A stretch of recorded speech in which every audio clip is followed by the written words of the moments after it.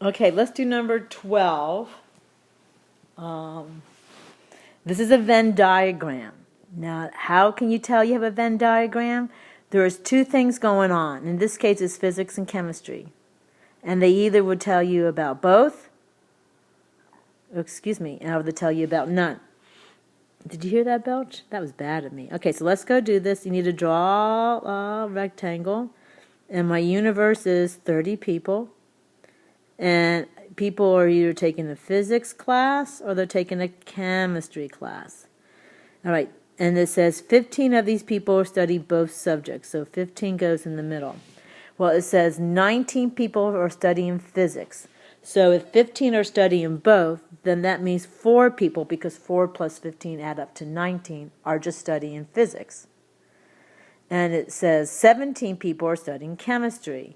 Well, if 15 are studying both chemistry and physics, 17 minus 15 is 2. So 2 people are just studying chemistry. So let's add that up, and that adds up to 21. There are 30 students, so that means that 9 students aren't doing either. So now they ask us, what's the probability that people are studying both subjects? So that's going to be 15 out of 30, which is 1/2. Now here they say at least one of the subjects, so that's going to be 4 plus 15 plus 2, which is 21 out of 30, which is 7/10. Physics, but not chemistry, so that means just physics, so that is 4 out of 30, which is 2 out of 15. And exactly one of these subjects, so that means the 4 for physics and the 2 for chemistry. So that's 6 out of 30, which is equal to 1/5. Neither subject, so that's where the 9 comes in. That's 9 out of 30, which is 3/10. And it says physics, if it is known that the student studies, chemistry, if it is known the student studies physics. So this is like a conditional probability. So how many people study physics? And it's what, 19, and how many of those study chemistry? Well, that's 15.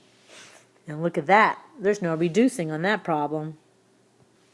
Okay, now let's go do problem number 13. And they say that we have 1,000 couples. So I'm assuming that this adds up to 1,000. And it says, estimate the probability that a dating couple chosen at random is not engaged. So that would be never. So this would be 200 divided by 1,000. So that is 1/5. Estimate the probability that a dating couple chosen at random dated more than 1 year before getting engaged. Estimate the probability that a couple chosen at random dated more than 1 year for getting engaged. Well, that's these two together. Well, because it's this or that, so that's going to be 560 over 1,000, which is 56 over 100, which is 0.56. Okay, let's do number 14. Okay, Andrew is 55. The probability he'll be alive in 10 years is 0.72.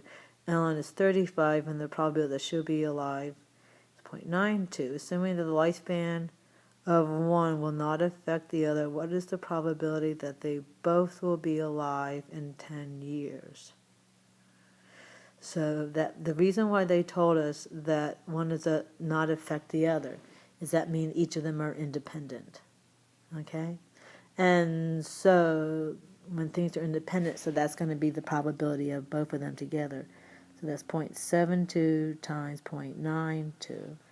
So 0.72 times 0.92 is equal to 0.6624.